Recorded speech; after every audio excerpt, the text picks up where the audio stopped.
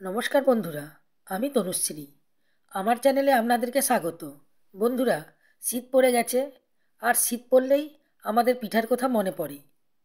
তাই আজকে বানাবো ভাপা পিঠা, তাও সুজি দিয়ে, মাত্র 10 মিনিটে।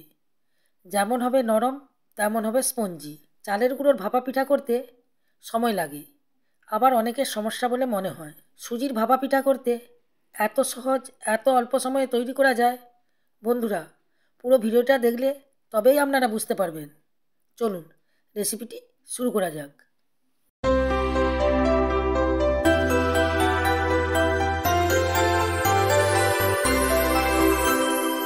ভাপা পিঠা তৈরি করার জন্য প্রথমে আমি 200 গ্রাম সুজি নিয়েছি। সুজিটা একটা জায়গার মধ্যে ঢেলে দিচ্ছি। আপনারা যে যেমন ভাপা পিঠা খাবেন সেই অনুযায়ী সুজি কম বেশি করতে পারেন। আমি নুন দিয়ে দিয়েছি, দিয়ে একটা হ্যান্ড উইক্সে করে এটাকে ভালো করে মিশিয়ে নিচ্ছি। মেশানো হয়ে গেছে। আমি দুধ নিয়েছি, দুধটাকে আমি আগে থেকে জাল করে রেখেছিলাম। অল্প অল্প দিয়ে আমি মিশিয়ে নিচ্ছি। আপনারা দুধের পরিবর্তে জলও নিতে পারেন। এইভাবে অল্প অল্প দুধ দিয়ে মেশাতে হবে, নাহলে পাতলা হয়ে যাবে। দেখুন কত সুন্দরভাবে মেশানো হয়ে গেছে। এবার এটাকে আমি রেস্টে রেখে দিচ্ছি 10 মিনিটের জন্য। 10 মিনিট হয়ে গেছে। বন্ধুরা, আপনারা দেখতেই পাচ্ছেন ভিজিয়ে রাখার ফলে সুজিটা কত সুন্দর নরম হয়ে গেছে। এবার এর মধ্যে দিয়ে দিচ্ছি 2 চামচ চিনি। আপনারা চিনিটা নাও দিতে পারেন, তবে চিনিটা দিলে একটু হালকা মিঠা মিঠা লাগে, খেতে খুবই ভালো লাগে। আমার এখানে ফাটা হয়ে গেছে। এখানে আমি নারকেলকে আগে থেকে কুড়ে রেখেছিলাম। এর মধ্যে দিয়ে দিচ্ছি আখের গুড়। 2 চামচ আখের গুড় দিয়ে দিয়েছি। আপনারা গুড়ের পরিবর্তে চিনিও দিতে পারেন। এইভাবে আমি মেখে নিচ্ছি। সুন্দর করে মাখা হয়ে গেছে। দিয়ে দিচ্ছি 1/2 চামচ বেকিং পাউডার। বেকিং পাউডারটা সবার শেষে দিতে হবে। দিয়ে এটাকে ভালো করে গুলিয়ে নিতে হবে। গুলানো হয়ে গেছে। দেখুন বেটারের ঘনত্বটা ঠিক এই রকম হবে। আমি 3টে বাটি নিয়েছি।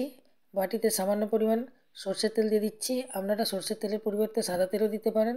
দিয়ে এটাকে ভালো করে চারদিকে ব্রাশ করে নিচ্ছি, যাতে পিঠাটা খুব সহজে বাটি থেকে উঠে আসে। তেল বুলানো হয়ে গেছে। এবার এর মধ্যে বেটার দিয়ে দিচ্ছি 2 চামচ করে। এইভাবে আমি সবগুলাতেই দিয়ে দিচ্ছি। বন্ধুরা, আশা করি আজকের রেসিপি আপনাদেরকে ভালো লাগছে, তাহলে অবশ্যই লাইক করে দেবেন। এবার নারকেলের পুরটা যে তৈরি করেছিলাম সেটা এখানে একটা একটা করে দিয়ে দিচ্ছি সবগুলোতেই। যারা আমার চ্যানেলে নতুন এসেছেন তারা আমার চ্যানেলকে অবশ্যই সাবস্ক্রাইব করবেন। এবার আমি উপরে আবার বেটার দিয়ে দিচ্ছি। বন্ধুরা, সুজির ভাপা পিঠা বানানো যেমন সহজ, খেতে দারুণ টেস্টি হয়। আপনারা না বানিয়ে খেলে বুঝতেই পারবেন না এর টেস্ট কতখানি। বাটিগুলোকে ভালোভাবে ঝাঁকিয়ে নিচ্ছি। বাটির ভিতরে যে বাতাস থাকে সেটা বের হয়ে যাবে এবং বেটারটা সুন্দরভাবে সেট হয়ে যাবে। এবার আমি কিছু কিশমিশ নিয়েছি। কিশমিশ দিয়ে এটাকে একটু সাজিয়ে দিচ্ছি যাতে দেখতে সুন্দর লাগে। এইভাবেই আমি সব বাটিগুলোকে সাজিয়ে দেব। দেখুন কত সুন্দর সাজানো হয়ে গেছে, দেখতে কত সুন্দর লাগছে। আগে থেকে জল বসিয়ে দিয়েছিলাম, তার মধ্যে একটি ছিদ্রযুক্ত পাত্র রেখে দিয়েছি। এবার বাটিগুলোকে একটা একটা এর মধ্যে বসিয়ে দিচ্ছি। এগুলিকে 8 থেকে 10 মিনিট ঢাকা দিয়ে ভাপিয়ে নেব। ঢাকাটা খুলে দিচ্ছি। দেখুন বন্ধুরা, পিঠাটা আগের থেকে কতখানি ফুলে গেছে, দেখতে কত সুন্দর হয়েছে।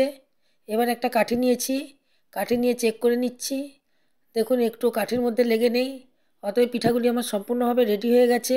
এবার এগুলিকে নামিয়ে একটু ঠান্ডা করে নেব। ঠান্ডা করার পর আপনাকে দেখাচ্ছি।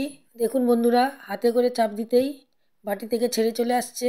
এবার উপর করে একটু চাপড় দিলেই সুন্দরভাবে বেরিয়ে যাবে। দেখুন বন্ধুরা, কত সুন্দর জালিদার হয়েছে। সামনের দিকটাও কত সুন্দর হয়েছে। এটাকে একটা জায়গার মধ্যে রেখে দিচ্ছি। আপনাদেরকে আরেকটা দেখাচ্ছি। দেখুন এটাও কত সুন্দর ছেড়ে যাচ্ছে। এইভাবে সব পিঠাগুলোই সুন্দরভাবে ছেড়ে যাবে, আর সব পিঠাগুলোই এইভাবে সুন্দর জালিদার হবে।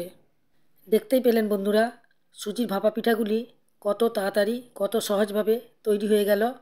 আর দেখতেও হয়েছে খুবই সুন্দর, আর খেতে হবে খুবই মজাদার।